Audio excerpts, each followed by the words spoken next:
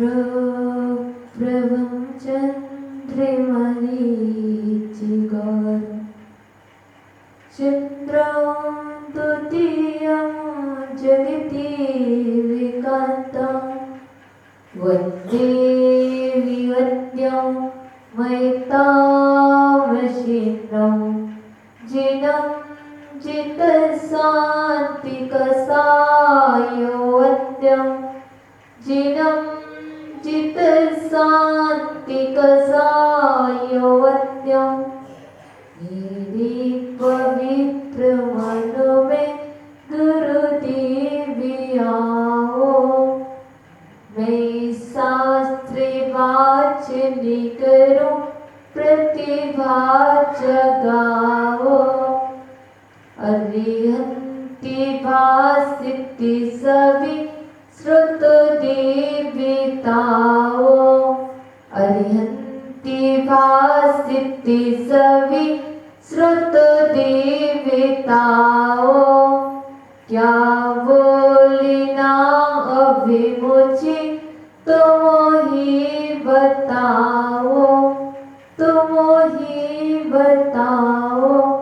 अनंतानंद सिद्ध परमेष्टि भगवान की, अरे देवादि देविक जन्मोले चतक प्रभु भगवान की, अरे देवादि देविक जड़ चिंतामणि पार्श्वनाथ भगवान की, ले परम पूजनीय आचार्यवान श्री विराट सहजे महाराज की, मम दीक्षा गुरु आचार्यवान श्री अक्षर विभव सागर जी महाराज की, उत्तम त्याग धर्म की, Spasiaran Cinaka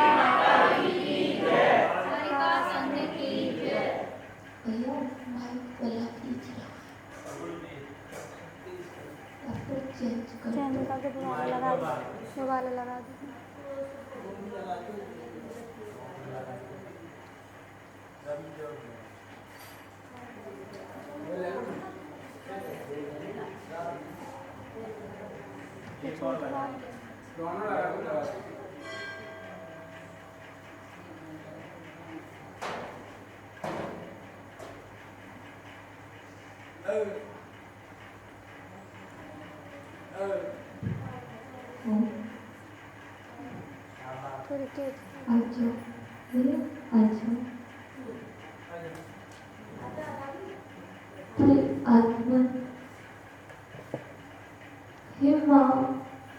चिन्वाणी चित कल्याणी अरिहंति भासित सिद्ध सिद्धित आश्चर्य आचरित उपाध्याय उपासित सर्व साधो साधित जीवित तत्व प्रबोधिनी अजीवित तत्व विवेचनी सर्वाश्रम निरोधिनी कर्म बंध विमोचिनी संवर पद प्रदायिनी निर्जरा निर्झरणी मोक्ष महल धारणी हिमाचलवाणी तेरी जय हो सदा विजय हो, तेरे विशाल पद में श्रुत सूर्य का उदय हो, श्रुत ब्रह्म का उदय हो। प्रिय आत्मा आज पर्वादिराज महापर्व 10 लक्षण पर्व का अष्टम दिवस उत्तम त्याग हमारे सामने उपस्थित है। अब हम कैसे त्याग धर्म का पालन करते हैं? तो त्याग कहते किसे हैं? त्याग कहते किसे हैं भैया? क्योंकि आप लोग बहुत दिनों से सुनते आ रहे हैं और आपके यहाँ प्रत्येक वर्ष चातुर्मास होते हैं और प्रत्येक वर्ष आप 10 लक्षण पर्व मनाते हो।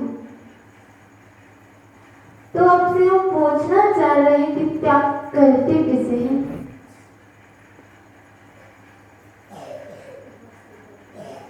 वस्तु का त्याग करना त्याग है। अच्छा, चलो अपने ही बताओ, वस्तु का त्याग नहीं करना। हाँ, भी बताए। आचार्य भगवान पूज्यपाद शरणार्थ सिद्धि में लिखते हैं, संयतस्य योग्यं ज्ञानाधिदानं त्यागः। संयतस्य योग्यं ज्ञानाधिदानं त्यागः। संयत कौन होते हैं? मुनि कहलाते हैं।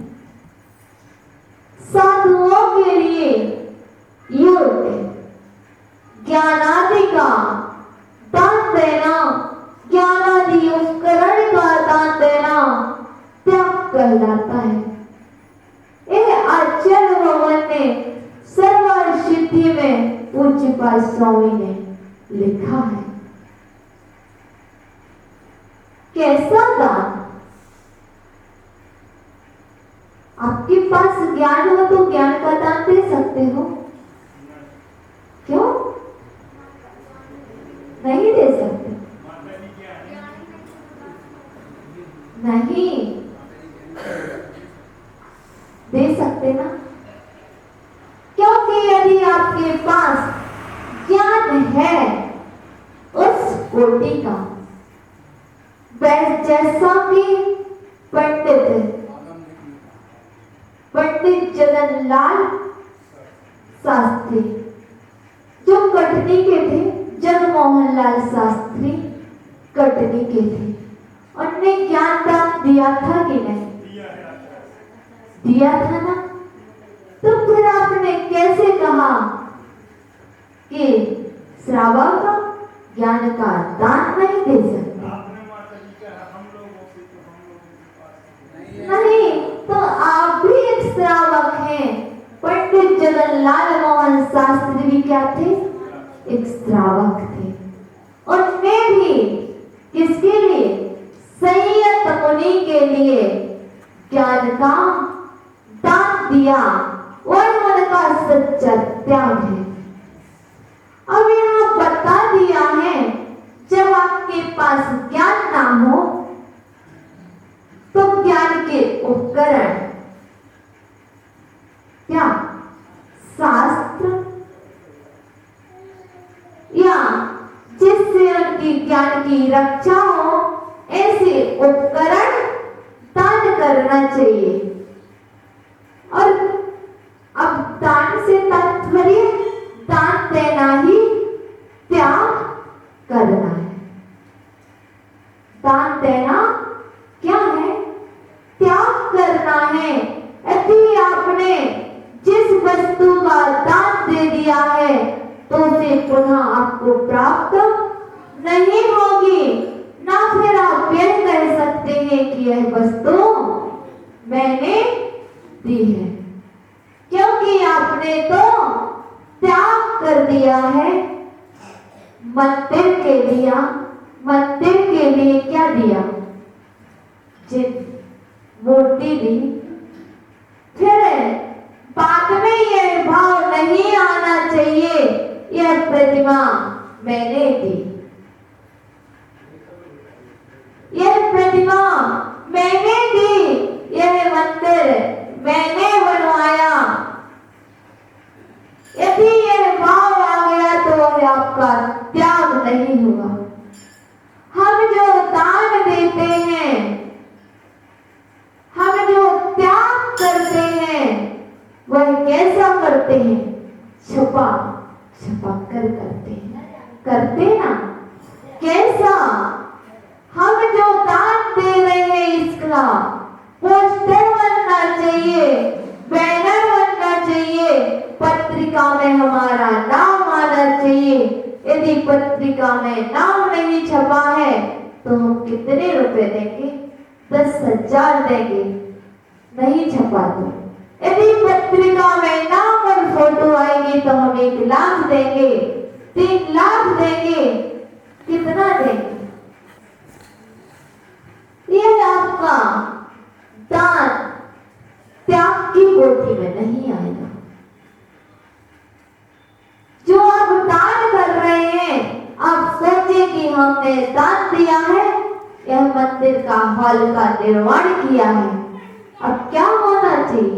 यहाँ पर शिलापट पर हमारा नाम लिखना चाहिए। तो ये आपके जो भाव हो रहे हैं दान दे करके, आप दान देते हो कैसा? दिखा दिखा कर। लेकिन दान दिखाकर नहीं दिया जाता है, दान तो छिपा करके दिया जाता है।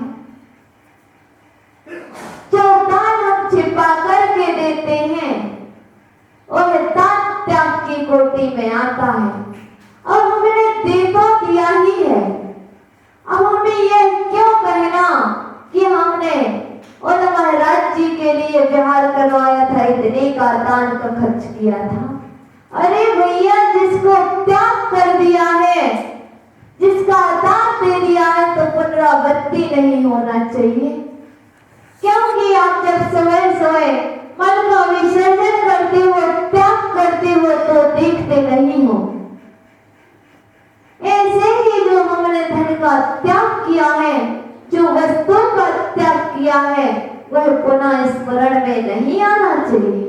यदि आ रही है तो यह आपका त्याग नहीं है, यह तो अभिमान है, अहंकार है कि मैंने यह किया, तुमने क्या किया।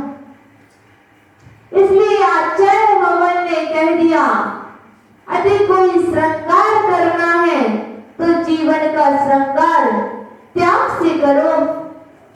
त्याग ही जीवन का सार है।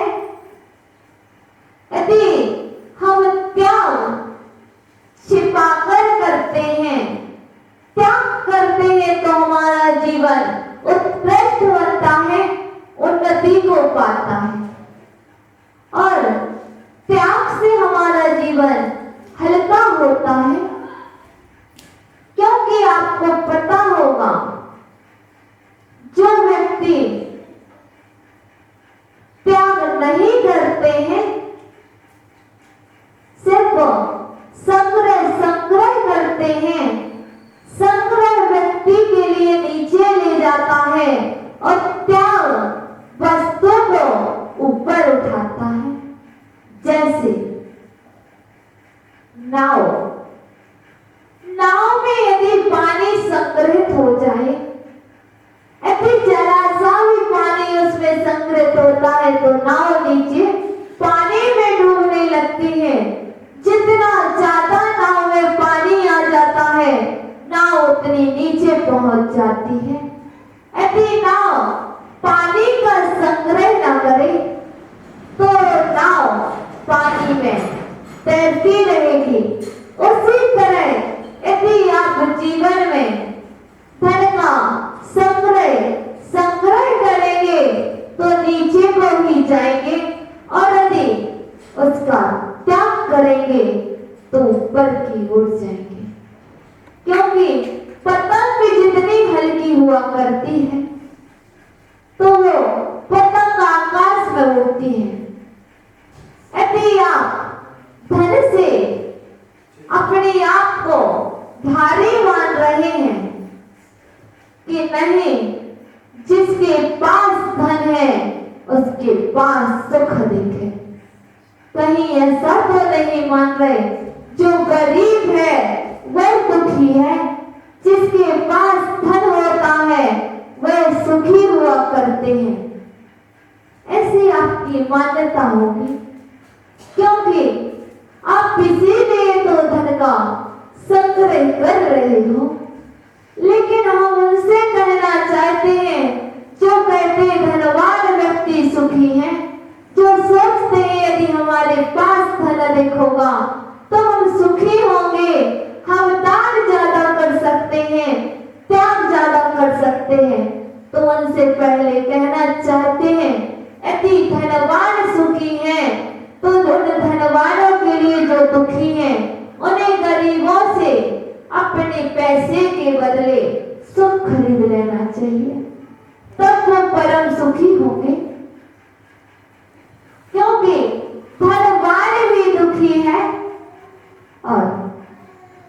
निर्धन भी दुखी है। यदि धनवान और निर्धन दुखी ना हो तो इस संसार का नाम ही क्यों संसार। इसीलिए तो आचार्य भगवान ने हमें त्याग 4 प्रकार का बताया है। त्याग धर्म के 4 भेद हैं। त्याग धर्म 4 प्रकार से किया जाता है। सबसे पहले कौन सा त्याग? औसत सा 4 दान गिना दो। अच्छा पहले अब हम बता दें। सबसे पहले आचार्य भगवान ने, कुंद स्वामी ने और आचार्य भगवान पूज्यपाद देव ने त्याग धर्म में 4 भेद बताए हैं, जिसमें सबसे पहला बताया है यदि दान देना तो किसका? अभय दान देना, जीवों को अभय दान देना। क्योंकि यदि आप अभय दान देंगे तो क्या होगा? जो आपकी बुराइयां हैं, जो आपके परम संपत्ति दुख है, उसका नाश हो जाता है यदि आप अभय दान देते हैं तो। और जो आपका दुश्मन है, यदि आप अभय दान देना प्रारंभ कर दें तो वह भी आपके बाजू में बैठने लग जाए। अभय दान देने से हमारे लिए परम संबंधी दुखों का नाश होता है, इसलिए अभय दान देना चाहिए। जैसे आज आपने एक चींटी को अभय दान दिया। कैसे? आप चल रहे थे,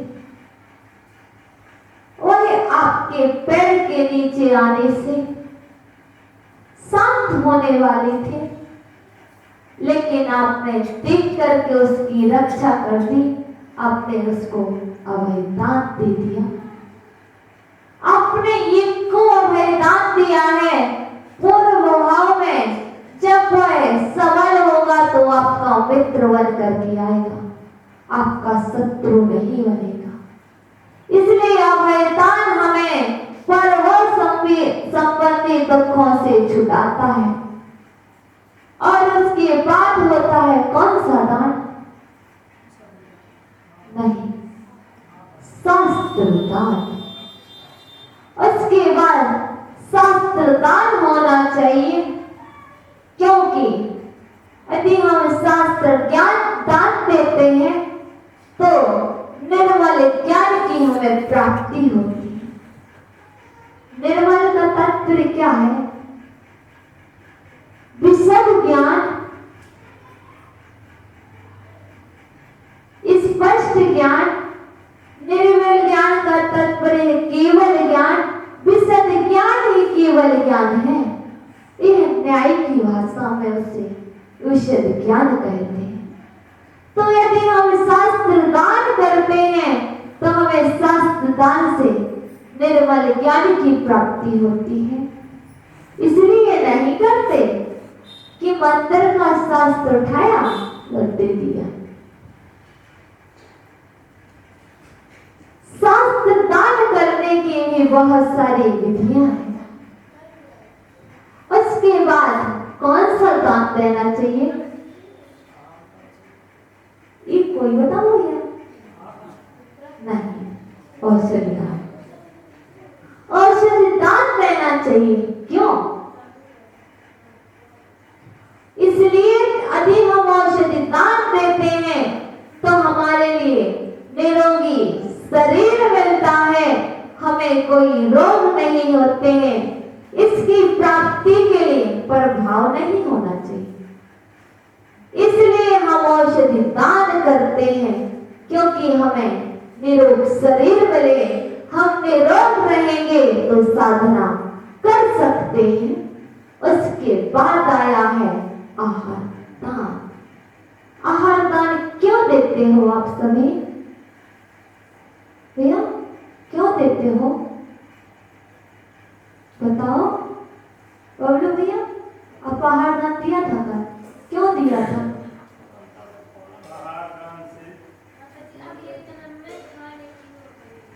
अच्छा, इसलिए तो अब हम बता देते हैं, लेकिन आप इसलिए नहीं देते, लेकिन हम आपको बता देते हैं कि आहार दान देने से होता क्या है।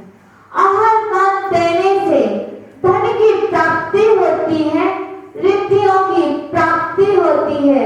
जो आहार दान देते हैं उनके लिए बहुत सारा धन ऐसे ही प्राप्त हो जाता है, एकत्रित नहीं करना पड़ता है, और बहुत सारी रिद्धियों की प्राप्ति होती है।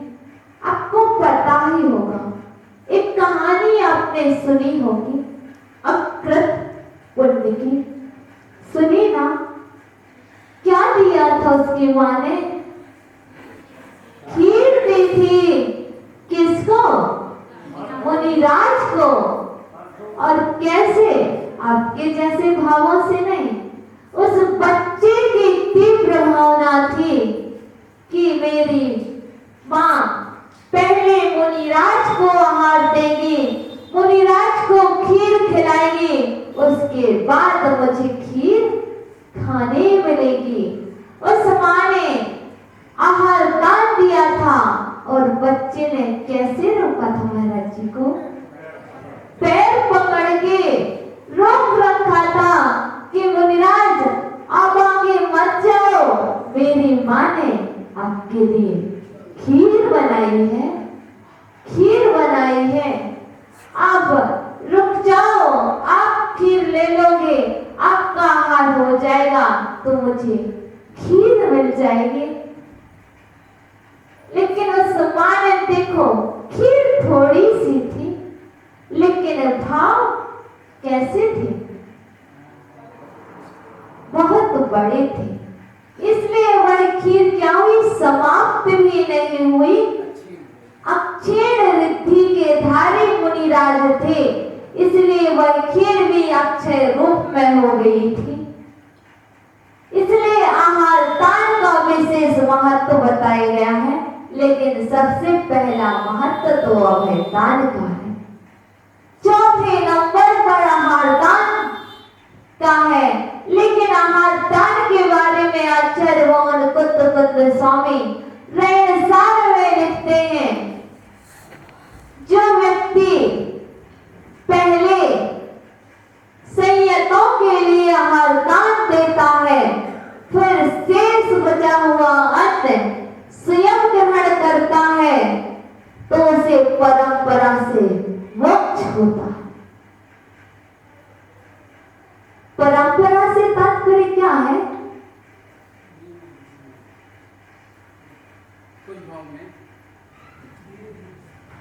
हम क्रम बाई क्रम से मोक्ष होगा। इसलिए आप कहते हो पूरा ले लो, जितना सामान लेकर आते हो कभी पूरा नहीं देना चाहिए।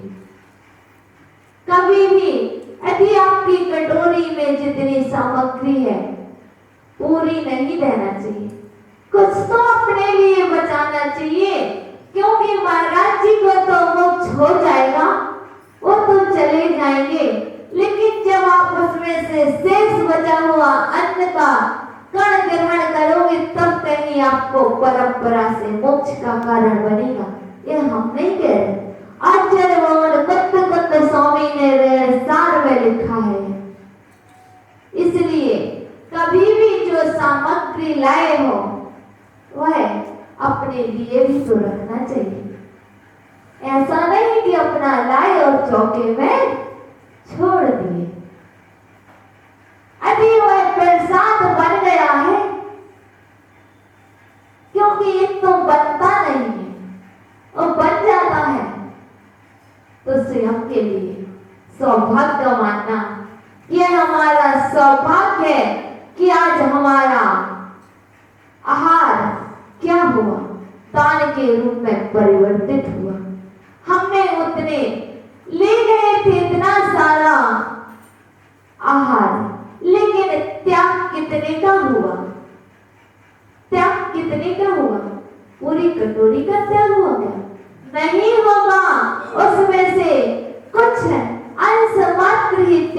पाएगा, फिर वह शेष आपके लिए है।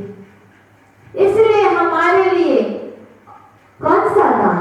आहार दान सबसे बाद में बताया है। और जहां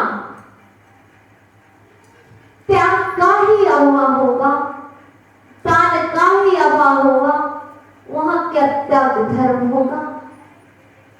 जिसके जीवन में दान का अभाव हो गया है, उसके जीवन में त्याग संभव ही नहीं है। आचार्य भगवान स्वामी महाराज जी ने भी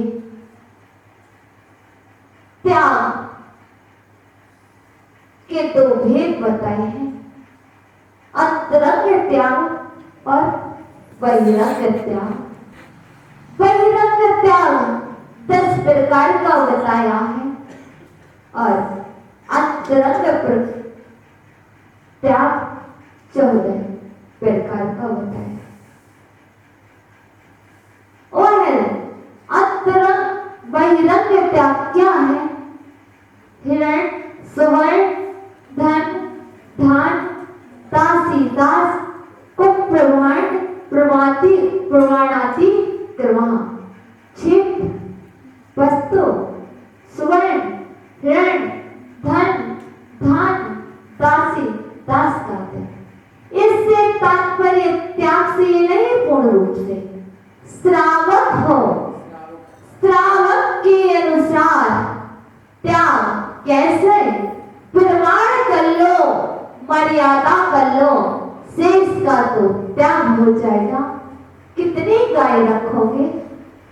10, 20, 1, 2? कुछ मर्यादा होना चाहिए, बाकी का त्याग होना चाहिए। ये बहिरंग त्याग है। और अंतरंग त्याग में 9 कसाय, 9 कसाय और 4 कसाय। कौन से? क्रोध, मान, माया, लोभ। इन 4 कसायों का त्याग और एक मिथ्यात्व।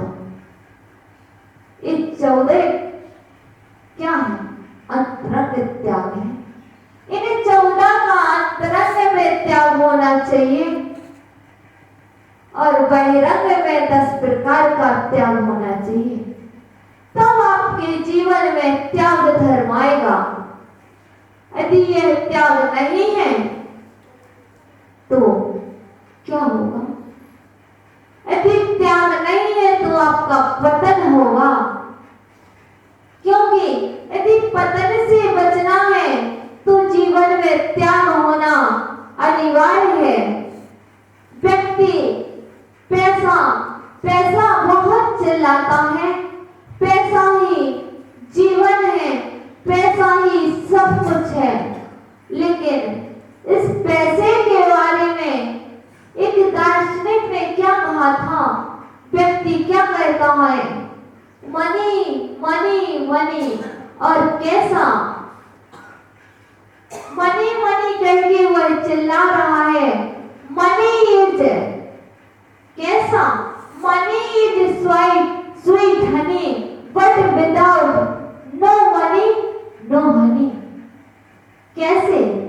व्यक्ति चिल्लाता है पैसा पैसा पैसा, पैसा ही सुख देगा। लेकिन पैसा कब तक? जब तक जीवन है। जब जीवन ही नहीं रहेगा तो पैसा क्या करेगा? इसी के बारे में सम्राट सिकंदर ने कहां पर प्रतिष्ठा पाई थी? राष्ट्र में, देश में, विदेश में। विदेश तक में उसने अपना नाम कमाया था। किसने?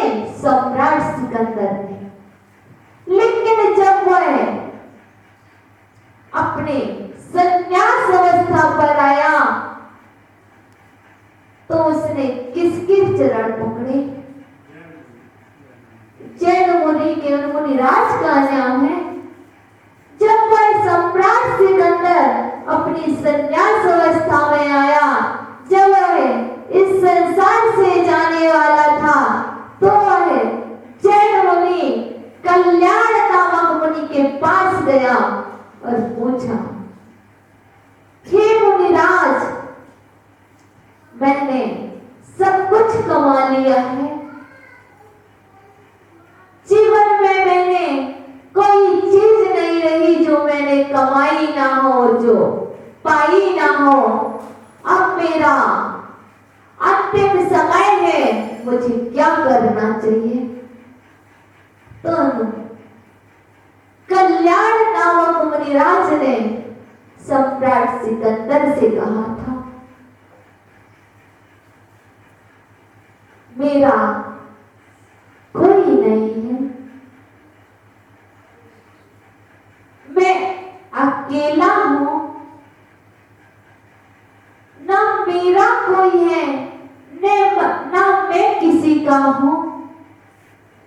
इतने शब्द वस्त करके कल्याण नामक मुनिराज ने, लेकिन सम्राट सिकंदर एक विद्वान तो थे ही, विद्वान होने के नाते उन्होंने इस पर गहन चिंतन किया, विचार किया, मेरा कोई नहीं है और ना मैं किसी का हूं और ना मेरे कोई होंगे। अब इसमें वह सोच रहा था, उसी समय सम्राट सिकंदर ने दो पंक्ति कही थी, मुट्ठी बांध कर आया हूं, हाथ पसारे जाना है। जब बालक जन्म लेता है तो मुट्ठी बांध कर आता है, जब व्यक्ति इस दुनिया से जाता है तो हाथ खोले हुए जाता है। जीवन में कितना भी धन एकत्रित कर लो, लेकिन ध्यान रखना वह साथ नहीं जाएगा। जब भी जाओगे तो खाली हाथ जाओगे, हाथ खोलकर जाओगे। इसीलिए सम्राट सिकंदर ने अपने मंत्री और अनुचरों को बुलाकर कहा था, आप सभी ने मेरी बहुत सेवा की है, मेरी प्रत्येक आज्ञा का पालन किया है, लेकिन मेरी अंतिम इच्छा है कि वह मैं आपको बता रहा हूं, आप पालन करेंगे। सभी ने कह दिया था, हाँ सम्राट सिकंदर, मैं आपकी अंतिम इच्छा जरूर पूरी करूंगा। तो सम्राट सिकंदर ने कहा था, जब मैं इस संसार से विदा हूं, जब मैं इस संसार से जाने लगूं, तब अर्थी पर से मेरे दोनों हाथ नीचे लटका देना। तो लोग जो मंत्री वगैरह थे वह पूछने लगते हैं, अरे लोग पूछेंगे ऐसा क्यों किया, तो हम क्या कहेंगे, उत्तर क्या देंगे?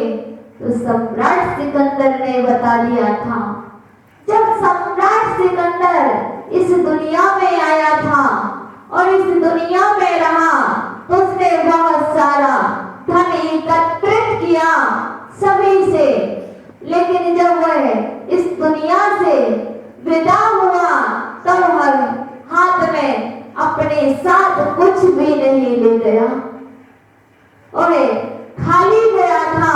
तो दुनिया वालों को बता देना कि जब सम्राट सिकंदर भी कुछ नहीं ले गया है तो जब आप भी जाओगे तो आप भी कुछ नहीं ले जाओगे। इसलिए यह तो आपको सम्राट सिकंदर ने तो उसका दृष्टांत है, जब आपके घर से भी लोग जाते हैं तब भी वही संकेत देकर जाते हैं, हम तो जा रहे हैं, एकत्रित किया था, अब भूख रहे हैं। लेकिन ध्यान रखना, जो धन आप एकत्रित कर रहे दूसरे नहीं भोगेंगे, उसका पाप आपको साथ में ले जाना होगा, धन नहीं जाएगा। आज त्याग धर्म है, किसका त्याग करना? सबसे पहले तो कसायों का त्याग कर देना, मिथ्यात्व का त्याग कर देना और लोक कसायों का भी त्याग कर देना। उसके बाद कहीं धन का त्याग करना, क्योंकि यह धन आपको सुख नहीं देगा, यह तो आपको दुख ही देगा। और यदि आप इस धन से श्रृंगार कर रहे हो, किसका? अपना, अपने महल का। जिसका श्रृंगार इस धन से कर रहे हो, वह श्रृंगार आपका साथ नहीं जाएगा। यदि श्रृंगार करना है तो त्याग से करो। किस त्याग से? जैसे आप नाई के यहाँ जाते हो, अपने बालों का त्याग करके आते हो, बालों का ही त्याग नहीं करते हो, किसका करते? पैसे का भी त्याग करते हो, करते ना? देखो, एक तो त्याग बालों का भी हो रहा और साथ में पैसे भी दे रहे हैं। फिर पुनः कहते हो क्या नाई से, क्या पैसे भी दो हमारे, क्योंकि बाल भी ले रहे हो और पैसे भी ले रहे हो। पुनः लेने जाते क्या वापस? नहीं जाते। आप बालों का त्याग करते हैं, लेकिन आपके सिर में बाल पुनः आ जाते हैं। ऐसे ही आप मंदिर में दान में पुनः जो बोल दिया है, एक बार जो बोल दिया जाता है, फिर उसका क्या करना चाहिए? यदि बोली बढ़ गई है, बोली बढ़ चुकी है, जो हमने बोल दिया है उसका क्या होना चाहिए? त्याग होना चाहिए। लेकिन ऐसा होता नहीं है, लेकिन होना तो यही चाहिए, क्योंकि अंदर में भाव तो त्याग का आ ही गया था। क्योंकि आप यदि वह बोली आपके नाम पर बोलती तो देना पड़ता कि नहीं? क्योंकि जब भी बोली बोली जाती है, जब पूरा मन होता है, मानसिकता पूरी त्याग की हो जाती है, तभी हम बोली बोलते हैं, बोलते कि नहीं? अब जरूरी नहीं है कि वह त्याग आप दिखा कर करें, क्योंकि पहले बता दिया है त्याग तो छिपाकर होना चाहिए। त्याग को छपा छपा कर त्याग नहीं होना चाहिए। यदि त्याग छिपाकर होगा तो क्या होगा? क्या होगा भैया बताओ? नीचे नहीं ले जाएगा, पतन नहीं कराएगा, आपकी उन्नति कराएगा। जो हम दान देते हैं वह छपा कर नहीं, वह हमें छिपा कर देना चाहिए। अब बोली बोल ही दी है तो अब जरूरी नहीं कि आपके नाम पर नहीं आई तो जो आपका दान है वह गुप्त दान में दे दिया जाए। इसलिए ये जरूरी नहीं है कि हम कितने की बोली ले रहे। भैया हमने तो देखा बहुत सारे लोग दान देते हैं, नाम भी नहीं बताते, भैया ये दान कर देते हैं दान। इसलिए दान दिखाकर नहीं होना चाहिए, दान तो छिपाकर होगा तो वह दान आपकी त्याग की कोटि में आएगा। यदि आप दिखाकर दे रहे हैं तो वह दान आपका त्याग की कोटि में आने वाला नहीं है। आपको पता होगा यदि आपने आहार दान दिया है तो वह सिर्फ कितने दिन काम आएगा? एक दिन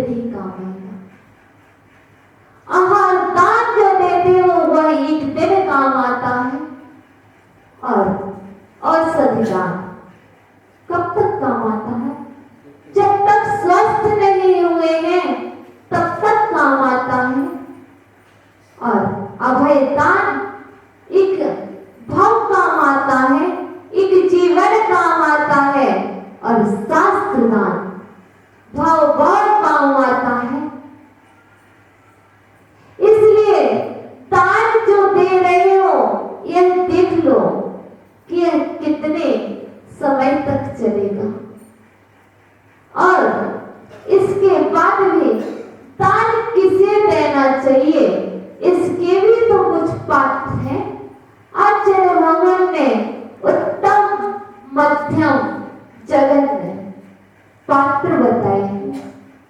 उत्तम पात्र दान का कौन है? मुनिराज। और उत्तम पात्र है। उत्तम पात्र में भी बहुत सारी क्वालिटी होती है। कैसे? यदि आप मुनिराज को आहार दान दे रहे हैं और कहीं आचल परमेष्ठी को दान दे रहे हैं तो कितना पुण्य लगेगा? कितना? नहीं, क्योंकि आप मनुष्य हो ना, आपकी भी क्वालिटी अलग अलग है कि नहीं? है कि नहीं? गुण स्थान के ऊपर तो ठीक है, लेकिन फिर भी जैसे आचार्य परमेष्ठी को आपने दान दिया है आहार दान, तो जितना मुनिराज को देने का पुण्य लग रहा था उससे 100 गुना पुण्य आचार्य परमेष्ठी को आहार दान देने का लगे। क्यों? बताओ, आप बताओगे? नहीं, क्योंकि यदि आपने आचार्य परमेष्ठी को दान दिया है तो वह क्या करेंगे? संघ की सेवा कर लेंगे, संघ का सबका ध्यान रख लेंगे। यदि वह स्वस्थ रहेंगे तो क्या होगा? सबके लिए ज्ञान दान दे सकेंगे। संघ के संचालक हुआ करते हैं। जैसे आपके घर में माता पिता ही बीमार पड़ जाएं तो बच्चों की सेवा कौन करेगा? ऐसे ही एक गुरु, एक आचार्य परमेष्ठी का कर्तव्य होता है। तो सबसे पहले यदि कोई बीमार पड़े, संघ में सब लोग बीमार हैं, उसमें आचार्य परमेष्ठी भी बीमार है, पहले किसकी सेवा करना चाहिए? यदि उनकी सेवा कर लोगे तो उनके पास इतनी युक्तियां हैं कि वह दूसरों के लिए, अपने शिष्यों के लिए कैसे संभालना है वह संभाल लेंगे। क्योंकि लोग कहते हैं कि बहुत सारे लोगों का रहता है ऐसा कहना कि उनके पास तो बहुत सारे लोग पहुंच जाते हैं, ये आपकी संतोषी के लिए है। हाँ, यदि गुरु जी ने कह दिया है, देखो एक साधक तो वह भी तो है जो क्षुल्लक है, ब्रह्मचारी है। हमारे पास तो सभी लोग दौड़े दौड़े आ जाते हैं, बहुत सारे लोग आ जाते हैं, लेकिन जिसकी आज्ञा दी है उसकी भी सेवा होना चाहिए। वह भी तो एक पात्र है, लेकिन वह उनका क्या है? गुण है। ये आचार्य परमेष्ठी का एक गुण होता है कि वह श्रावकों के लिए कैसे समझा देते हैं, उसकी भी सेवा करवाना है। इसलिए, लेकिन यह उनके लिए भी पता है कि सभी श्रावक चाहते हैं कि हम एक गिलास उनके हाथ में रख लें फिर हम चले जाएंगे, लेकिन व्यवस्था, क्योंकि यदि आचार्य परमेष्ठी इतना ध्यान न रखें व्यवहारिकता का, तो कल के दिन संघ में एक भी शिष्य नहीं रहेंगे। क्या कहेंगे? हमें नहीं रहना ऐसे संघ में जहां मेरा ध्यान नहीं रखा जाता है। यहाँ तो जितने भी श्रावक आते हैं सब बड़े महाराज जी करते हुए उनके पास चले जाते हैं, लेकिन इसीलिए गुरुजनों का महापुरुषों की एक युक्ति होती है, अपना ध्यान बाद में, पहले सबका। जैसा आपका कर्तव्य होता है, यदि बच्चा बीमार है, आप भी बीमार हैं, लेकिन उसके बाद भी आप बच्चे का ध्यान रखते हो और उसकी सेवा के लिए तत्पर खड़े रहते हुए, ऐसे ही गुरुजन हुआ करते हैं जो अपनी शिष्य की सेवा के लिए दिन रात खड़े रहते हैं, कुछ भी नहीं देखते, वह दिन रात खड़े रहते हैं। ऐसे इसलिए हमें सबसे पहले सेवा किसकी करना चाहिए? और करना तो सबकी चाहिए, लेकिन आपको बता दे रहे हैं कि वरना अधिक किसमें है। उत्तम पात्र है। अब उसमें भी पुण्य की क्वालिटी अलग अलग है। तो वह पुण्य आप कैसे संचय करते? उसके बाद मध्यम पात्र कौन है? नहीं, मुनिराज में सब आ गए, आचार्य, उपाध्याय, साधु सब आ गए। हमने आपको बता दी ना, डिग्री अलग अलग है, अलग अलग हुई ना। उपाध्याय, आचार्य के बाद उपाध्याय आ जाएंगे, उपाध्याय के बाद साधु आ जाएंगे, क्वालिटी अलग अलग हो गई। अब उसके बाद मध्यम पात्र में कौन आएंगे? नहीं नहीं, हाँ, आलिका माता जी आएंगी? नहीं, उसमें नहीं आएंगे, क्योंकि उपचार से महाव्रत है ना। महाव्रत तो है, लेकिन वह देखो साधु की क्वालिटी अलग हो गई। आलिका माता जी उपचार से आते हैं, उपचार से समाहित हो गए, लेकिन ये आचार्य और कुंद स्वामी ने नयन सार में जो वर्णन किया है, उस गाथा को लेकर हम आपको बता रहे हैं। तो मध्यम पात्र आलिका माता जी, क्योंकि साधु के बाद जो पुण्य लगेगा वह आलिका माता जी को। अब इसके बाद आएगा जघन्य पात्र। जघन्य पात्र में कौन आएंगे? एलम, चुल्लम, चुल्लिका। अब चुल्लक को आहार देने से ज्यादा पुण्य एलक जी को लगता है ना।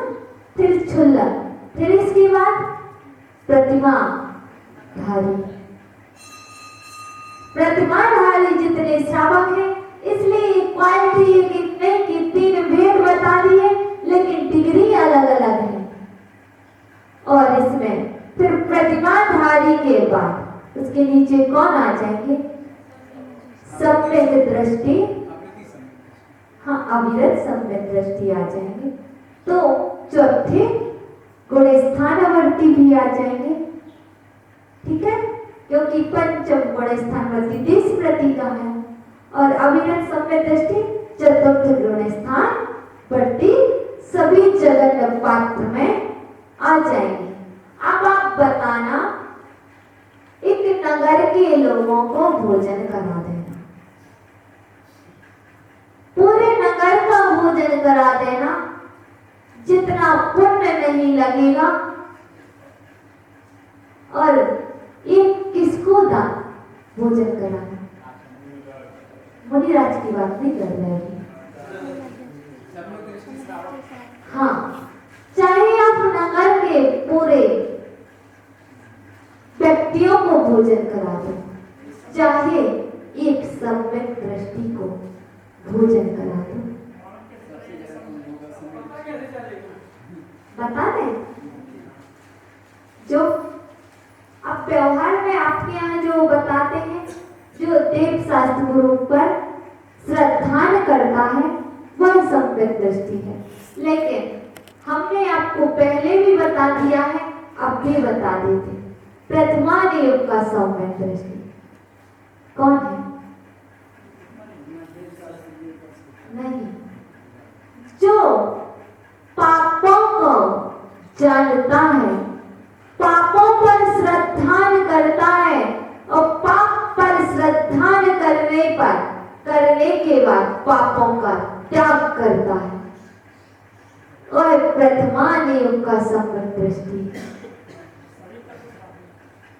करते हो। पाप 5 होते हैं, हिंसा, झूठ, भैया हिंसा पाप है ना, है ना? तो पानी क्यों छानते हो, नहाते क्यों हो? हिंसा पानी छानने में जीवों की आजीवानी सही स्थान नहीं पहुंचाए, स्नान करने में भी जीवों की हिंसा हो रही है। झूठ बोलते कि नहीं? कैसे? कहाँ जा रहे हैं?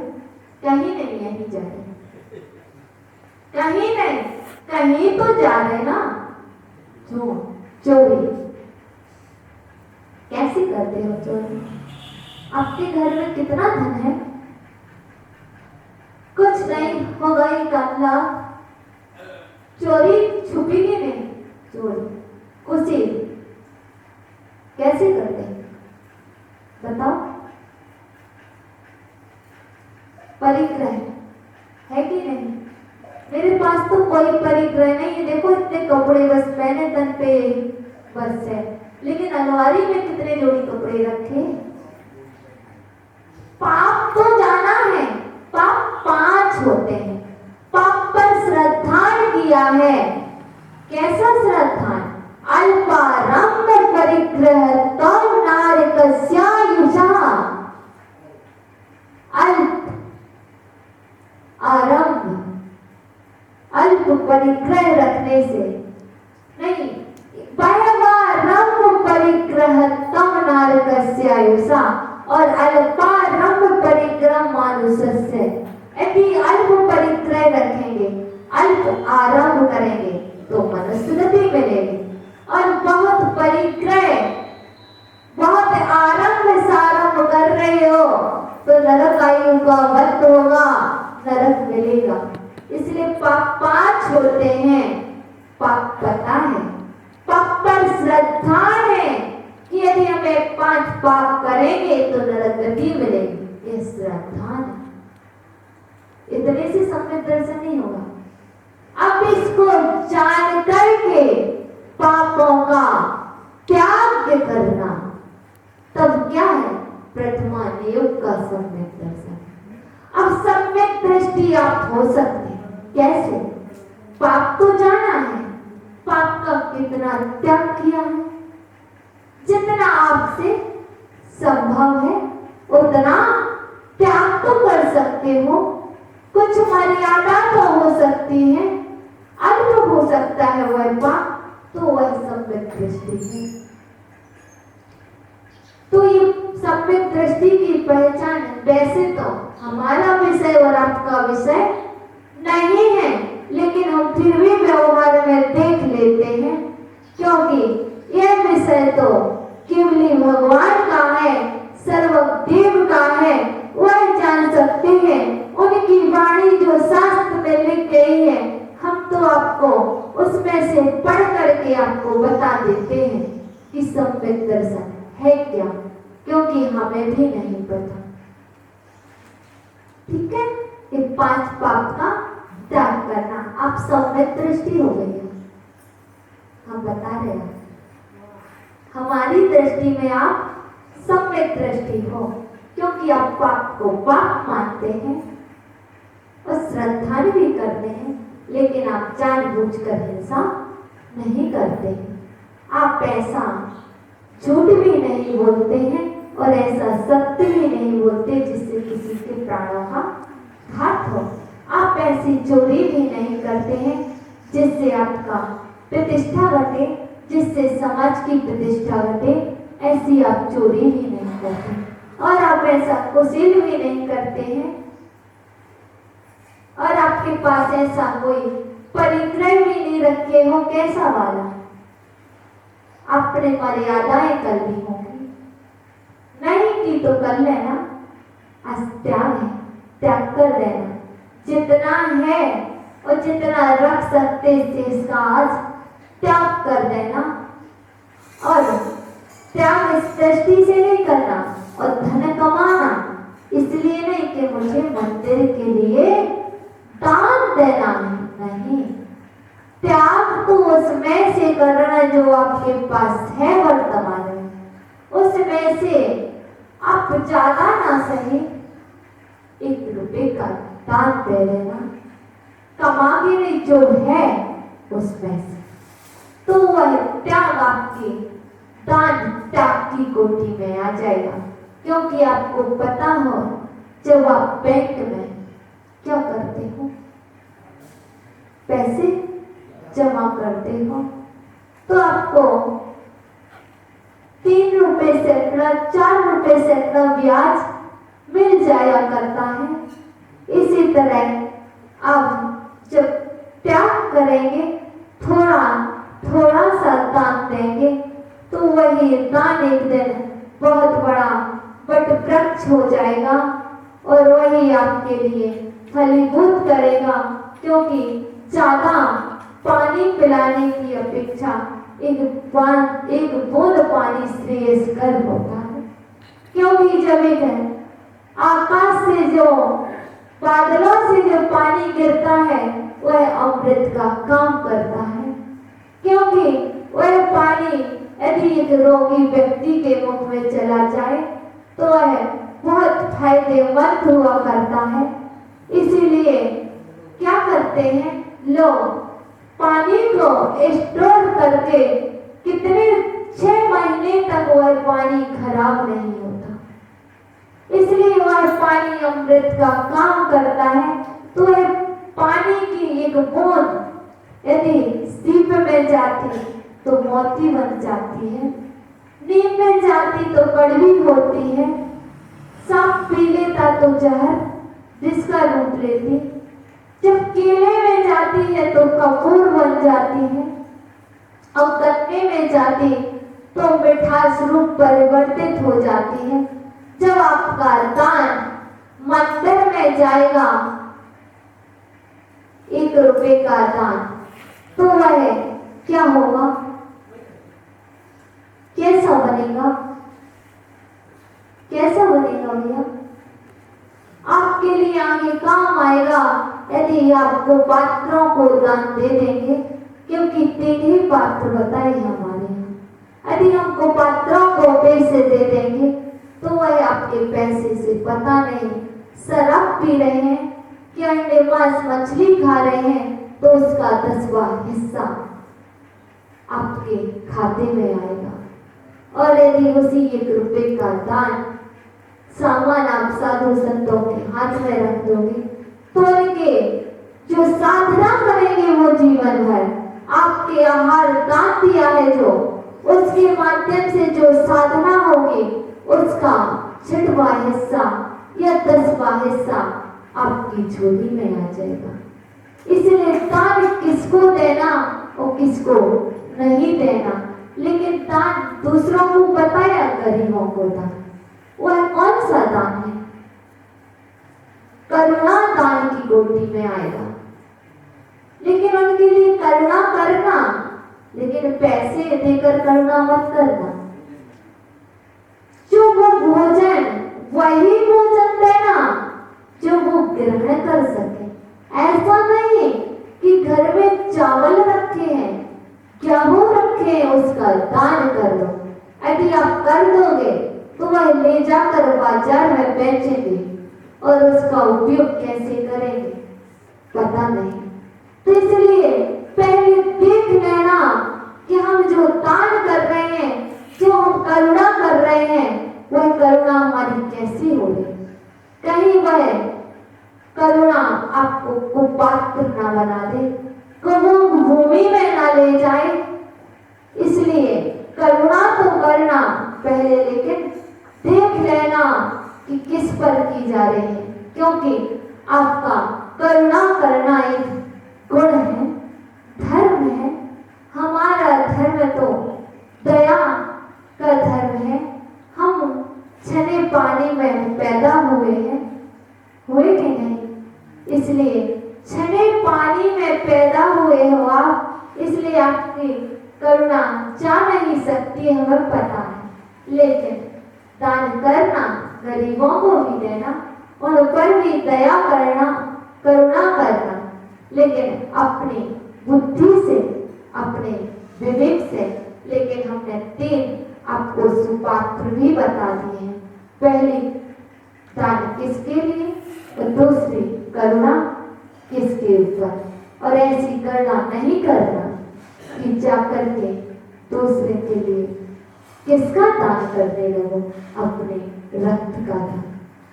रक्त का दान अपने जैन धर्म में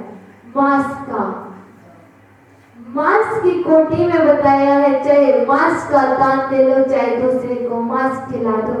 यदि रक्त दान कर रहे हैं तो हम कोई और दान नहीं कर रहे, मांस का दान कर रहे हैं। इसलिए जैन धर्म में रक्त दान नहीं बताया।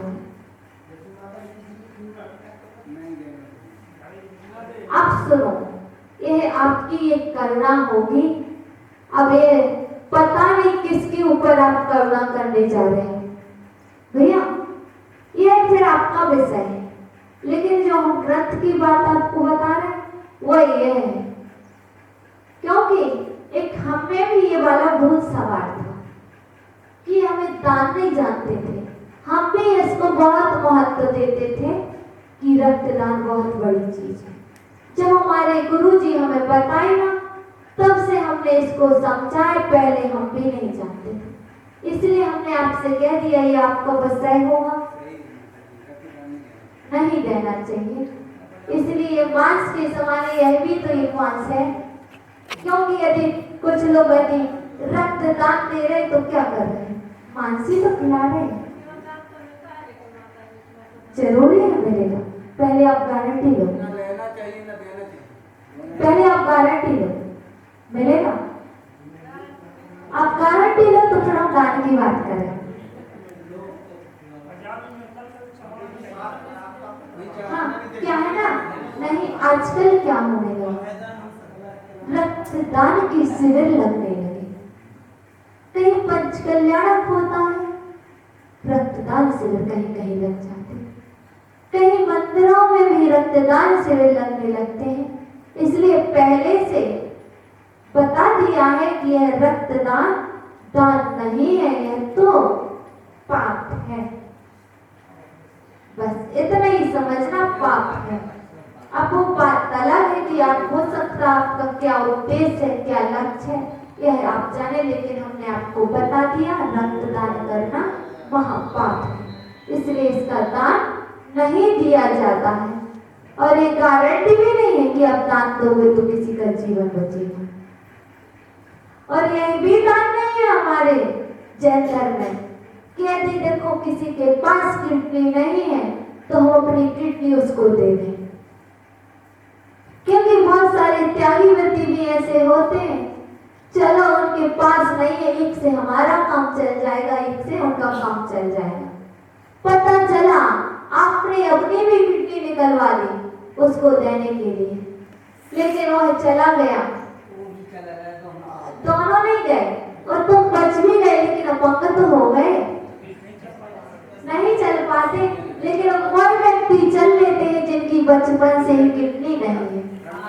इसलिए ऐसा दान अपने यहाँ नहीं बता, ना ऐसा नेत्रों का दान बताया है कि हम अपनी आयु दूसरों को देते।